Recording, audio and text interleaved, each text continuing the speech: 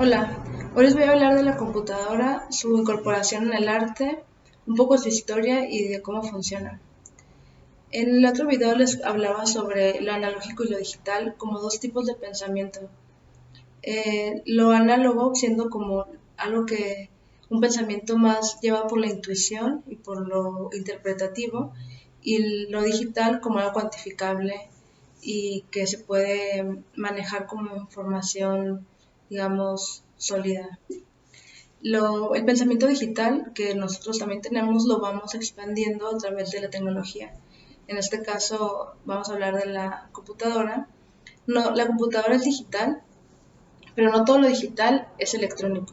También pueden haber aparatos digitales que sean mecánicos, como el ábaco o el astrolabio o las hojas de cálculo. Bueno, sí, hojas de cálculo. La incorporación de la computadora en el arte pues realmente aparece desde los inicios de la computadora, ¿no? Muchos artistas van trabajando con la computadora en tanto se va desarrollando esta y sobre todo después con la llegada del internet. Pero más bien se refiere, pasa porque hay una actitud en el arte que viene desde las vanguardias y que se va acentuando entre más pasa el siglo XX, hacia que el artista puede trabajar con otras disciplinas, ¿no? Desde por ejemplo, la búsqueda de sinestesia en los futuristas y dada cómo explora con el sonido, con la poesía, hablan de esta búsqueda como en el arte hacia expandir los horizontes del arte, ¿no? De lo que es arte y qué no es arte. Esta pregunta también que se hace mucho, pues, Duchamp y en Fluxus sobre todo, ¿no? Que es cuando explota todo esto. También explota porque él está cambiando el mundo, ¿no? Son los 60, 70 y el acceso a la información es muy diferente. La llegada del video marca también otra actitud de los artistas que empiezan a utilizar herramientas que no son propias del arte, sino que se apropian de ellas. El video en los 60 cuando aparece la cámara, significa una revolución en la transmisión de información, no solo para los artistas como medio expresivo, sino también para otras comunidades que están en protesta, como los Black Panthers, las feministas, los hippies y otra serie de colectivos que utilizan esto para poder llegar a otras personas, ¿no? Porque solo estaba el cinematógrafo y no era algo muy, o sea, no era algo costeable, no era algo para que todos lo usaran, tampoco la televisión, que era más bien como un set de transmisión en vivo, y entonces cuando aparece el video, pues ya aparece una manera de cómo grabar y poder distribuir. El término do it yourself viene realmente de este momento en el que el video significa este medio democrático. Do it yourself o hazlo tú mismo, que es muy de internet, de esta serie bueno, de este movimiento o esta ideología que es compartir y es tutoriales y hazlo tú mismo, viene de una revista que se llamaba Radical Software, donde los usuarios podían intercambiar experiencias sobre el uso del video y también les servía pues, para distribuir más su trabajo, ¿no? Entonces, bueno, cuando surge la computadora, pues los artistas están en esta postura, digamos, de trabajar y hay muchos ejemplos que les iré compartiendo para que los vean de experimentación con las computadoras, ¿no? Pero bueno, entonces una computadora, ¿qué es en sí? Una computadora la palabra computadora viene de pues computar, que significa procesar datos, y de hecho computador era, la primera vez que tiene registro de esa palabra es en la literatura inglesa, se refería a una persona. El computador computaba datos, ¿no? Era una persona que podía hacer cálculos pues muy precisos, era muy bueno para las matemáticas y esto era lo que se refería a una computadora. Después se fueron creando máquinas para ayudarnos con ese proceso de conteo. Los principales antecedentes sí, de la computadora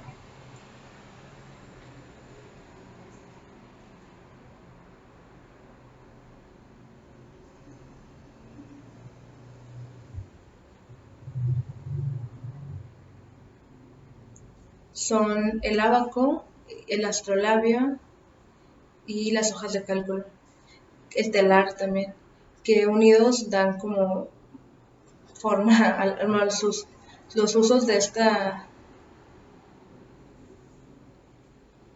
el ábaco, el astrolabio y el telar. Por ejemplo, el telar es esta representación de imágenes en X y Y que se utiliza mucho en la computadora, ¿no? Entonces sabemos que tenemos X y Y para todo, para distribuir lo que vemos en la computadora. El ábaco es un sistema de conteo, bueno, el ábaco es, digamos, un sistema de conteo decimal y la computadora empezó con el código binario, ¿no? Como lo sabemos, que representan dos estados, prendido y apagado. ¿A qué se refiere esto? A que la computadora está recibiendo un aparato electrónico que está recibiendo energía eléctrica que, digamos, pasa o no pasa. Eh, si pasa, se activa algo y cuenta 1, y si no pasa, no puede 0. Y con esta combinación, un poco como la clave Morse, en esta combinación de prendidos y apagados, se van cumpliendo cierta cifra que, que significa un número u otra letra, por ejemplo, y se representa a partir de esta pulsación. En todos los aparatos electrónicos funcionan con el flujo de la energía, como todos los dispositivos electrónicos, los componentes electrónicos, lo que hacen es almacenar energía o soltarla para que la energía fluya de cierta forma que vaya haciendo que el software identifique estos impulsos o estos corrientes eléctricas como datos para generar otros datos. Cómo funciona nuestro cerebro en realidad, ¿no? Sabemos que la sinapsis es cuando se manda un impulso eléctrico entre esta conexión neuronal que tenemos, pues en realidad la electrónica es muy parecida a esa. Más adelante les explicaré ya electrónica con un ejercicio para que se entienda más, pero básicamente eso se refiere cuando hablamos de que la computadora se basaba en un código binario. Ahora ya se basa en un código hexadecimal más grande, pero de inicio esta es la manera en cómo funciona, con un conteo del paso de la energía, cómo se va distribuyendo la energía en el aparato, ¿no? Entre más complejo es el aparato, el camino que obtiene la corriente, pues se va distribuyendo, se va mandando para aquí, para allá, un poco como si fuera el cuerpo y mandas energía para este lado, para este órgano, para el otro, ¿no? Es algo muy parecido. Como les mencionaba, la tecnología es una extensión de nuestro cuerpo y se puede lograr a partir de la observación de nosotros mismos y del entorno. Todo lo que está es artificial, es una abstracción de lo que podemos entender de lo que hay en el mundo y podemos aplicarlo para generar nuevas cosas.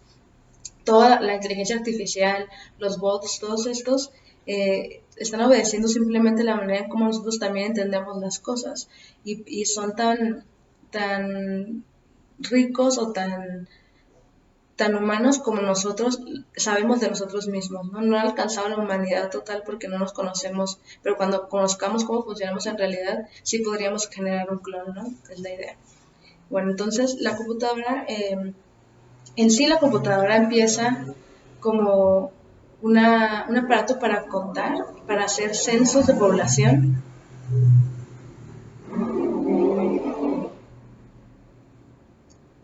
La computadora empieza en sí como un aparato para contar a la población en Inglaterra. Es un intento de supercalculadoras que puedan guardar datos, porque la calculadora pues puedes calcularlo, pero no tiene esta memoria donde se puede ir guardando. Y esa es un poco la intención, ¿no? Como poder meter datos, calcularlos y sobre todo sobre esos datos poder seguir trabajando, ¿no? Lo que serían las variables.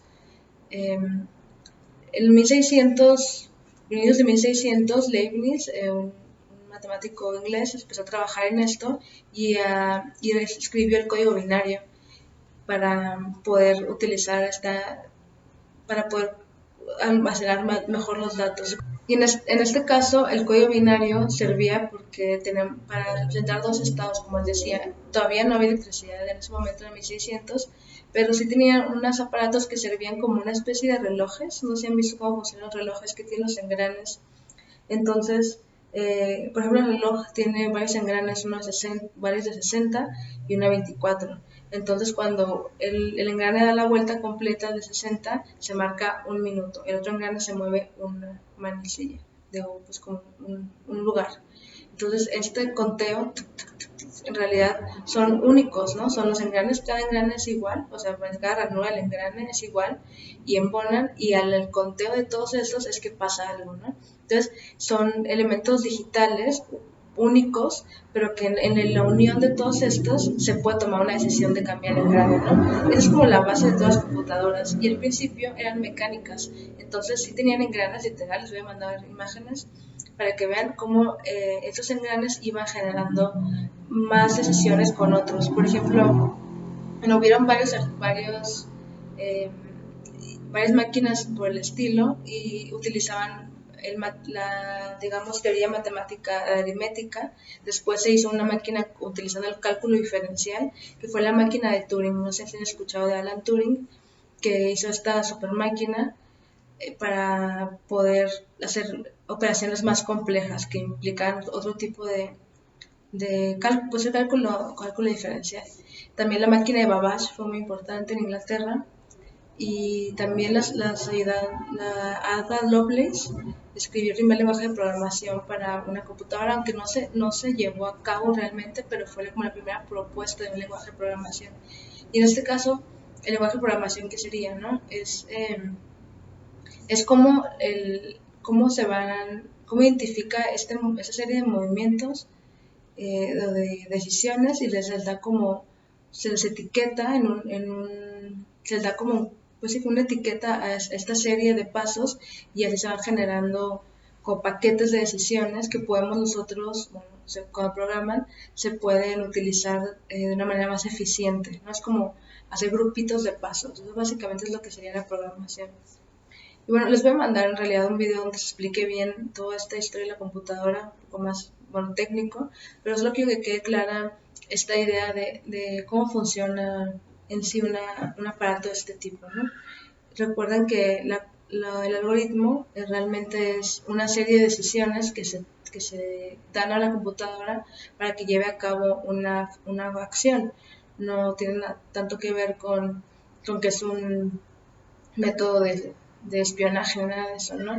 Que ese algoritmo, los algoritmos de las redes sociales diseñado para saber qué es lo que nos van a vender o algo así, es porque ese algoritmo específicamente está diseñado para eso. Pero hay algoritmos de todo tipo, para todo tipo de acciones.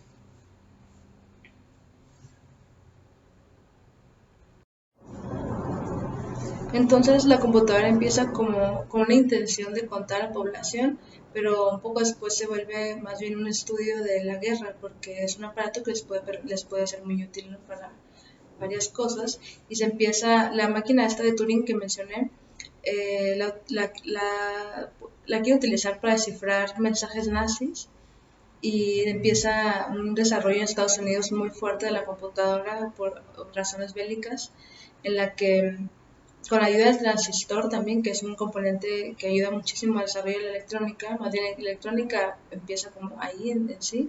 Había eléctrica, pero electrónica ya es cuando se le mete la programación, ¿no? Entonces, el transistor ayuda a el desarrollo de estas máquinas muy rápido, y empiezan a cambiar de los mecanismos cómo funcionaban ya con la electrónica, lo que permitía otro tipo de máquinas que no fueran como esas engranes que les comentaba, sino que la electricidad ya empezara a fluir dentro de la máquina.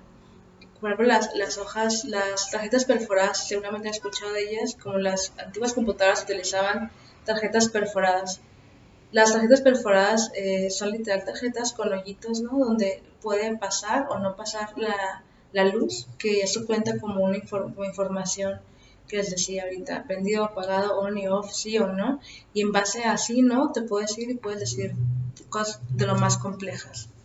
Son pequeñas decisiones que así funcionamos nosotros también realmente, ¿no? En base a pequeñas decisiones que vamos tomando inconscientemente, como nuestro cuerpo decide moverse, cómo nos movemos, son pequeñas decisiones que nuestro cerebro va haciendo, de las cuales no estamos completamente conscientes, pero que están ahí.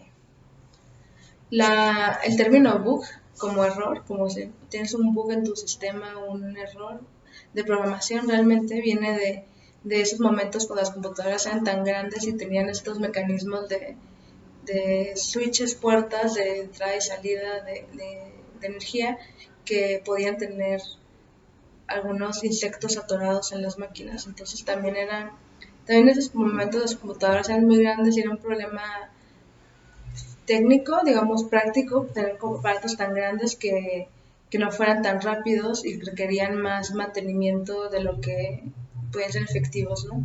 Pero como les digo, esto cambió muy rápido. Y bueno, la computadora se empieza a desarrollar muy rápido a partir de ese momento, de los 40, cuando ya está el transistor y cuando Estados Unidos está como muy metido en esa, pues la Guerra Fría también, ¿no? La computadora significa pues el nuevo invento y Estados Unidos sí toma la delantera bastante en eso. Empiezan con lenguajes de programación en los 40 y en los 60 ya existen un montón de opciones. Y también en los 60 ya empieza la interfaz gráfica, ya tenemos esta posibilidad de ver lo que se está haciendo en la computadora de una manera gráfica. Porque al principio pues solo eran códigos y solo los programadores pueden entender el código, pero cuando tiene ya esta visibilidad, las computadoras se empiezan a abrir a otro tipo de público. Sobre todo personas de la academia, de las universidades, empiezan a trabajar bastante con computadoras y también se empieza por parte del ejército de Estados Unidos, se inicia la búsqueda por crear una red que conectara todas estas computadoras para no perder información. Las computadoras la problemática que tenían era, si tienes varias computadoras en diferentes puntos de militares y llega una bomba y ataca un lugar, se pierde esta información para siempre, ¿no? Físicamente. Entonces, lo que ellos pretendían era hacer una red que pudiera contener toda la información al mismo tiempo, que si en un punto atacaban un punto, un lugar, esta información se quedara arriba, ¿no? Entonces, este es el inicio del Internet realmente. Es una manera de proteger los datos. Les decía que la nube no existe en sí, ¿no? La nube es un espacio en un servidor de otra persona donde tienen nuestros datos guardados. Google tiene supercomputadoras grandísimas donde tus discos duros donde tiene la información de todos nosotros que estamos trabajando, por ejemplo, ahorita dentro de Google Classroom o en cualquier otro, en YouTube, todo esto, están guardados físicamente esta información, solo que lo que nos dan nosotros es una dirección para entrar por medio de Internet, ¿no? Por medio de la nube entramos realmente, no entramos a la nube. Entonces, esto es lo que se buscaba con las primeras, cuando se creó Internet, ¿no? Que no se llamaba Internet, se llamó de muchas maneras antes, hubieron varias. Y también y bueno, esta empieza en los 60, esta búsqueda por desarrollar la red. También en Francia hacen una red que se llama Minitel, que se basaba más bien en un sistema como telefónico, pero Internet no fue, digamos, la única búsqueda. Sí fue la que ganó, pero no fue la única búsqueda de red entre computadoras. Entonces, a finales de los 60 es cuando empiezan las redes ya a funcionar, ¿no? Había una que se llamaba DARPA, que fue la primera en Estados Unidos, y después ARPANET en el 69. Y en ese momento, como les digo, estaban las computadoras con información y podían, digamos, ya estaban en red, pueden acceder a los archivos, pero necesitaban una manera más eficiente de poder administrar toda esta información y se inventa el hipertexto. Ted Nelson inventa el hipertexto en el 61, perdón, como una manera de poder ligar la información de una manera un poco daba a la pensando como en los pies de página de los libros y como este index de biblioteca. Por eso cuando hablamos de HTML hablamos de index, siguiendo esta idea del índice de las fichas bibliográficas donde podías ver como qué información era y luego ver, por ejemplo, una cita que es de otro libro y te vas al otro libro, ¿no? Entonces de aquí, de ese index, vas brincando a otros temas. En los 1990 se crea lo que es la World Wide Web, www, con Tim Berners-Lee, y se utiliza el hipertexto. Eso es como la base de donde estamos en Internet, ¿no? Nosotros navegamos en Internet por medio del clic, ¿no? Que es el hipervínculo. No solo hipertexto como una palabra que tenga links, sino todos los links esa es como nuestra manera de caminar, de movernos en Internet, ¿no? Y es a lo que se refiere hipertexto, realmente. Se crea el www en el 90 y también en su momento empieza como una en los 90 el desarrollo de la interfaz que se va a utilizar durante todos estos años, ¿no? Hubo muchas propuestas de interfaz de cómo navegar. El hipervínculo fue el ganador, pero habían otras maneras de pensar de cómo podríamos navegar este espacio nuevo. Y también se crearon varias metáforas y varias analogías de la realidad con la computadora. Y para que sea más fácil o fuera más familiar, si se sintiera más familiar, se empezaron a utilizar el escritorio, por ejemplo, ¿no? O sea, la idea de que tienes tu escritorio aquí con tu reloj, tu calendario, tu cuaderno, tu blog, esas mismas elementos se fueron dándole nombres en la computadora, ¿no? Tenemos el Word, pues, que es nuestro editor de texto, nuestra máquina de escribir, el calendario, el reloj, las notas, ¿no? Como los stick notes, todos los elementos se fijan, sobre todo en los principios de Windows o de Mac, que la interfaz era más sencilla. Les voy a mandar una serie de imágenes de varias interfaces o sistemas operativos más bien, que no conocimos, ¿no? Que tenían, por ejemplo, había uno de una máquina, en vez de tener Windows, la ventanita era una lámpara mágica. Entonces, bueno, la lámpara mágica, ¿qué hará? ¿No? Si le explico una lámpara mágica, ¿qué va a pasar? Entonces, son ideas que igual como que no lo lograron porque no eran tan intuitivas, ¿no? Y de hecho, pues, ustedes saben que el éxito de Steve Jobs fue crear interfaces bastante intuitivas que las personas pudieran pues, entenderle de la nada, ¿no? Como el iPod, como esta onda de recorrer con el scroll circular. O sea, fue algo nuevo que realmente no, porque no hay un antecedente, digamos, tan real, porque no es como que agarres un LP y le des vuelta, pues no. Pero fue muy entendible y fue como bueno, ¿no? Entonces, ese también es un estudio, todo un estudio en la interfaz, de muchas maneras, pero en la computadora, pues está específicamente hecho como, o sea, más bien la computadora es un nuevo medio que tiene que desarrollar su propio lenguaje, ¿no? Y que se ha ido dando de maneras, diferentes maneras también. Por ejemplo, el teclado es igual que el de la máquina de escribir, es la misma distribución. En nuestro teclado se llama QWERTY, por las primeras letras que tiene, ¿no? K, W, E, R, T, I. Y esta distribución viene desde la máquina de escribir. Y en realidad se utiliza así en la máquina de escribir porque tenían que estar más separadas las letras más usadas porque en la máquina de escribir no se puede escribir tan rápido, porque si escribiéramos rápido se tramaría, se encimaría, o sea, necesitamos un tiempo para que la máquina plasme la letra, ¿no? Cuando se máquina de escribir. Y en el teclado de la computadora realmente podría ser otro acomodo, porque ya es más ágil, pero pues como ya estamos acostumbrados a esta máquina, a la máquina de escribir, pues se queda igual, ¿no? Entonces hay muchas decisiones que se van tomando sobre la interfaz que obedecen a diferentes necesidades o intenciones. Y en lo que se refiere al arte, la computadora se empieza a utilizar, como digo, desde que aparece la interfaz gráfica como una posibilidad de toma de decisiones asistidas, digamos, y combinatoria también, porque la computadora ofrece una de sus características principales puede ser como la generación del azar.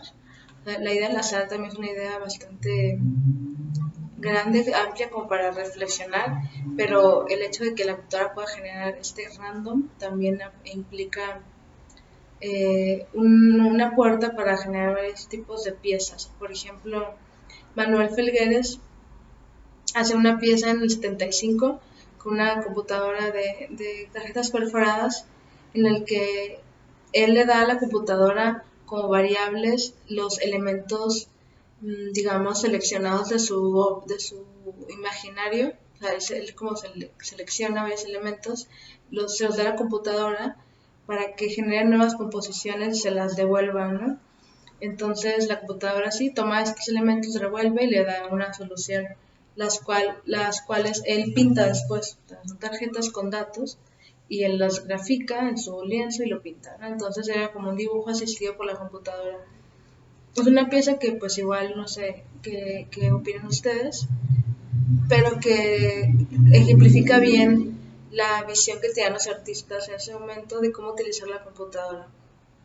Ahora, y en ese momento también, 70, 80, 90, como que todavía estaba mucho la pregunta, la computadora como asistente para la creación, la computadora nos puede generar, digamos, ahorrar un proceso creativo, asistir en ella, o cómo utilizar la computadora desde el arte, ¿no? Hay muchas posturas, muchos tipos de corrientes, digamos, dentro del arte, referente a la computadora y a lo electrónico que se van desarrollando sobre todo después de los noventas y con la llegada del internet, pues esto, o sea, con la llegada del internet, pero también pues con la globalización, ¿no? Los noventas, ustedes saben, tratado de libre comercio y permite que todos los aparatos electrónicos estén en todos lados y el internet también. De hecho, México es uno de los primeros países que tiene internet. Entonces, esto hace que el arte digital o electrónico pues explote muy rápido en poco tiempo, ¿no? Que sí podemos hacer una historia todavía como hasta los 2000 yo creo, pero eso es lo que se sigue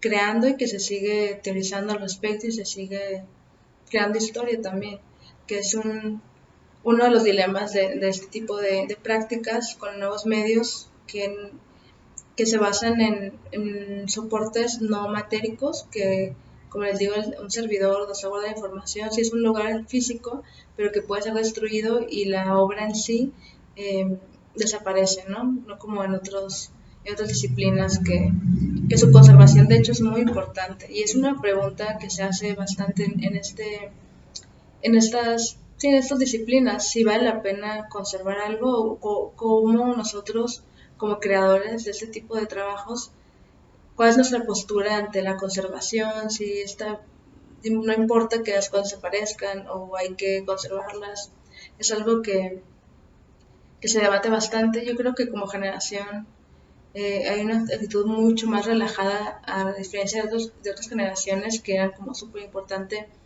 los derechos de autor, el autor en sí como este genio, ¿no? Creador, que está en contacto con la inspiración o algo así. Creo que ahorita tiene otro tipo de valores. Estas prácticas son más enfocadas sobre todo en lo colaborativo, y no tanto lo colaborativo, sino en compartir y en como la conexión con los demás, ¿no? Pero eso ya depende de cada quien. Y bueno, por ahora es todo. Les voy a enviar más información sobre piezas de artistas para que ustedes vean con calma y algunos videos donde se hable de la historia de la computadora de una manera más formal. Bueno, bye.